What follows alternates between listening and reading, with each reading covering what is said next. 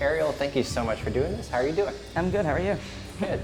Your nickname is Gigi. Where did that nickname come from?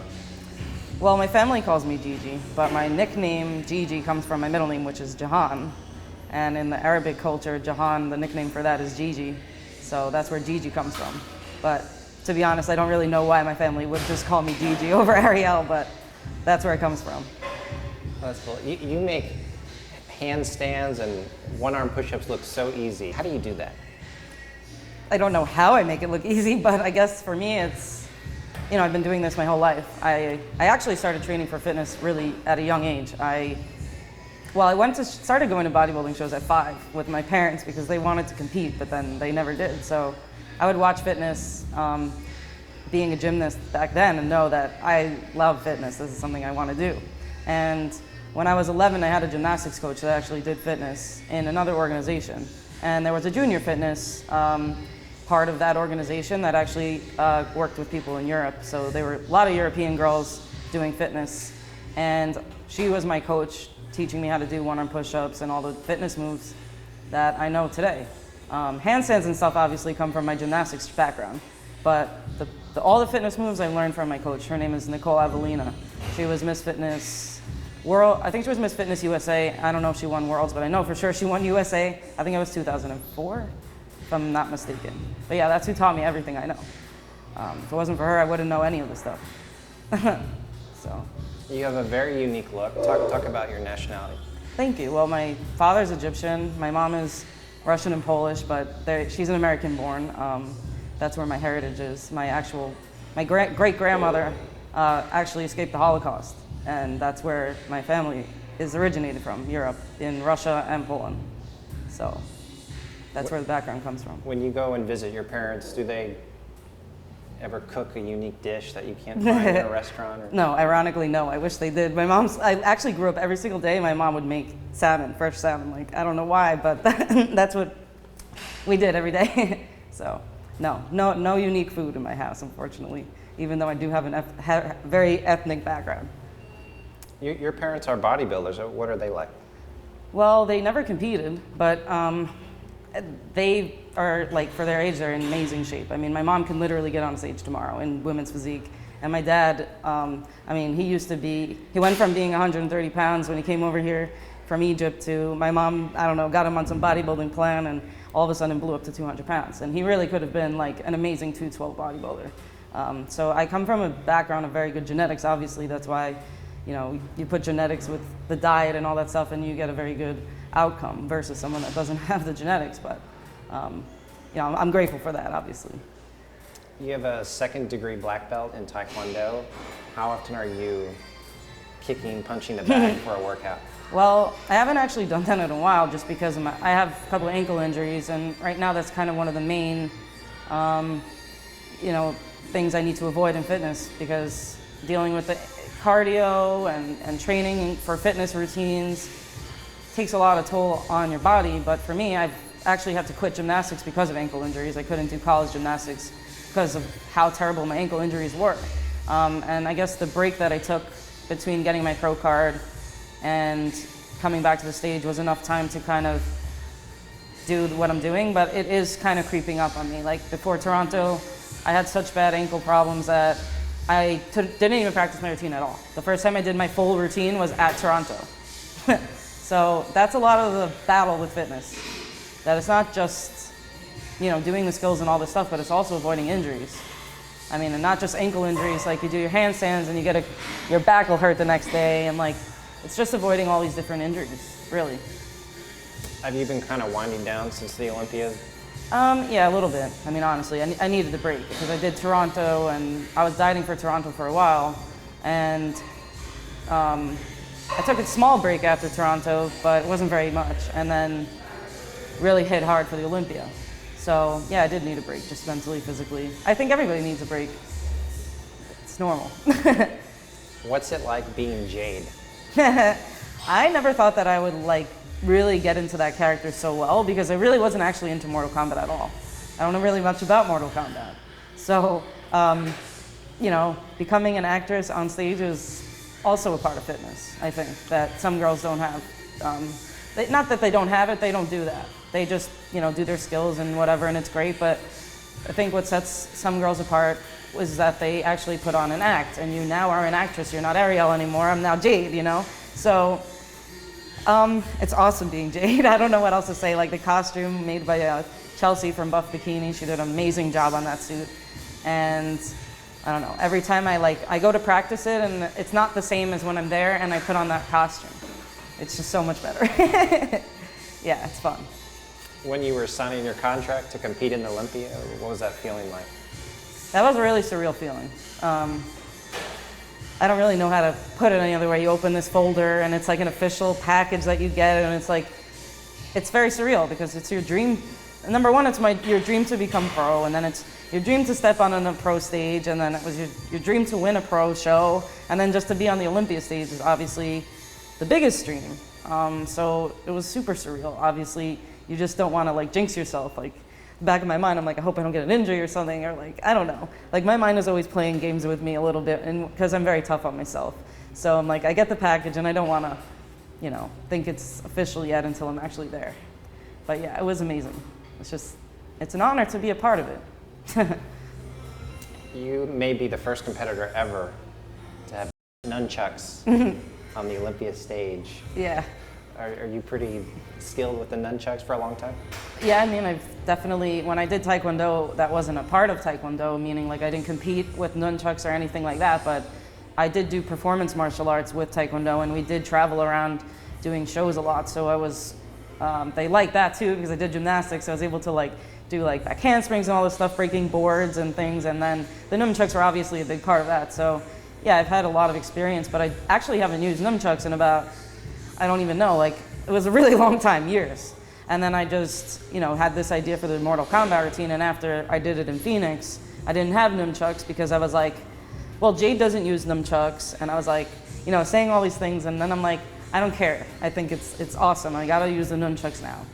That's gonna set my routine apart, doing the nunchucks. So I just whipped them out for Toronto, and I had to use them again. I started practicing, and for me, it's really like, it might look difficult and stuff, but the stuff I'm doing is very basic for me. So it was not that difficult, and it's fun to whip them out again. Honestly, like I'm gonna miss them because I don't know what kind of routine I'm gonna do again with that. But yeah, yeah, it's awesome using nunchucks. I don't know what else I could say.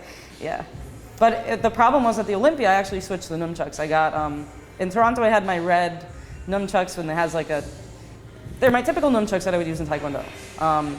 And for the Olympia, I actually got light up nunchucks. And it was an issue, actually, because I didn't realize that the stage would be so lit up that there wasn't an effect at all from the lit up nunchucks. So that was kind of you know, it kind of made me feel like lousy because I thought that would be an awesome addition, but then it just totally got washed out by the Olympia stage. But you know, it's a learning experience. You learn everything from being there one time. Like, I know I'm not going to go in there doing the same exact thing I did this year, for sure. It would be completely different preparing for the next Olympia, if I am to get there again. Someone might be watching this video, they're having trouble with motivation with gym and eating, wishing they could have motivation like you. What would you say to them? I would say never give up on yourself. This isn't easy, and every single person has a tough day. Like, wouldn't lie to you if I said I never cheated on my diet or I've never had a bad day. Like, that's just the nature of life. So if this is something you really want to do, there's nothing stopping you but you, really. So just keep pushing. Like, you might not get results overnight, but I'm telling you that it's worth it in the end. Yeah, during prep for you, I mean, there has to be times where you're tired and you have to try to push through it. Yeah, and there's days where you're just physically not feeling good, mentally not feeling good, and you don't want to go to the gym, and you don't really feel like eating like chicken, or they're like hungry, but you don't want to eat that, so it's like, do I even want to eat right now? And then you know you have to eat because that's your diet. Like, these things that you got to make sacrifices for to become successful in this and be up there. I mean, you can't not put in the work and expect to be on the Olympic stage. That's just the reality of it. It's not a gift. It's not handed to you. It's your work. You worked for it. So that's the nature of the game. You were 5 years old when you attended your first bodybuilding show. Yeah. Do you remember that day? Vaguely. I think it was a Gary Udit show, and it was actually in Pittsburgh or like somewhere in Pennsylvania. I vaguely remember it. It was very similar to how they run it now, actually. It was in the same type of auditorium. I don't really remember like the people or anything that were there, but I mean, it was fun, and my parents liked it, so after that, we went to many, many more shows after that. And I mean, I used to go to all of Steve's shows, Steve Weinberger's shows in Tribeca in New York, like every one of his, he has like regional shows like every, I'd say like 4 months, so March, June, and November are the big shows. And yeah, we would go to them every single year, every single one, I wouldn't miss any of them. And then when I started competing, then, you know, obviously they were going to that, but like, I guess it was a huge change from being sitting in the audience to now being on the stage, I will say. It's not as easy as it looks. Maybe it doesn't look easy, but it's worth it to me. If you want to do it, I feel like that's something you should definitely do. Like, don't not do it just because you're scared, you know, like get up there once if you want to try that. There's nothing wrong with it. When you're not doing athletic things, any fun hobbies or stuff like that? Well, I like to relax. I mean, I don't know what else to say because I'm always involved in the gym and like dieting and stuff and focusing on, you know, being better at this. I guess spending time with my family and eating, honestly, going to different restaurants and like enjoying food would be one of my favorite things to do. And just, I don't know, like spending time with, like I said, spending time with friends and family, going to the movies, going to the beach, taking a vacation is fun once in a while. I like to travel, but I don't get to travel as much as I would like to. And when I do travel for this, it's not really like a vacation. You're not like, you know, sightseeing and kind of enjoying the food that's there and stuff. It's a little bit of a give or take when you're going on these vacations for competing. I mean, I got to enjoy Vegas a little bit, but Vegas is not a relaxing vacation, so I am going on a cruise next week, and I'm looking forward to that, like really looking forward to that. And then it's crunch time again. So hopefully, you know, the next step would be trying to get into the Arnold. So of course, that would be dieting again in December, or right after the holidays. So it's just a matter of enjoying the time that I have off. And that means relaxing. How about, you have a new cat named Storm. How's Storm doing? She's keeping, actually, there's plenty of times she kept me up all night meowing during this prep. And we love her, but she likes to eat more than we do. She's funny, yeah. Nicole Niergarter became the youngest IFBB pro earlier this year. I want to read to you something she said to Muscle and Fitness Hers. Okay. She said, it's actually been a goal of mine since I was 14. At 13, I didn't really know much about IFBB, but I looked up the youngest fitness pro, and at that time, I think it was Ariel Khadr, who was 17 years and 10 days when she earned her pro card. I still can't believe I actually made it. What's it like knowing that you're inspiring people to do things that they didn't know they could do? It makes me feel awesome. Like, honestly, I had someone reach out to me, a younger girl, after the Olympia, and she said she was looking up like the youngest girls, and I'm assuming that they were me, Victoria Larvey, and Nicole Niergarter, and probably some of the younger pros, but specifically those because we did fitness. And she sent me like a really, really long, like almost like an essay saying how much I inspired her and how she does gymnastics and stuff like that, and she really wants to get into fitness. And it really makes me feel awesome. But at the same time, I want them to understand at that age, like there's a lot of things that you need to deal with at a young age that are not necessarily the greatest thing. I'm not going to lie.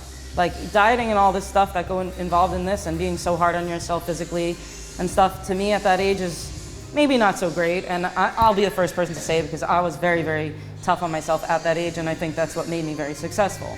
So I think it was a great thing that I also decided to stop and get my education, because at the same time, you have to understand that this isn't your whole life. This is something that enhances your life. This is something that is a gift that you can give back by being up there and showing the talents that you have, if you enjoy doing this.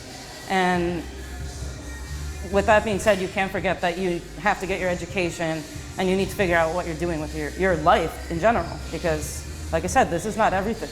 But it makes me feel amazing. Like, if these are gonna push girls to do something that they thought they never could do, like, I'm really happy. I'm like, I don't know how to explain how that makes me feel, especially because I went to school to be a psychologist, so to make someone's life better is something that really makes me feel awesome. I mean, it enhances my life to make someone else's life better. So, yeah, it's amazing. Thank you so much for doing this. Of course. Appreciate it. Of course. That's fun. Yeah.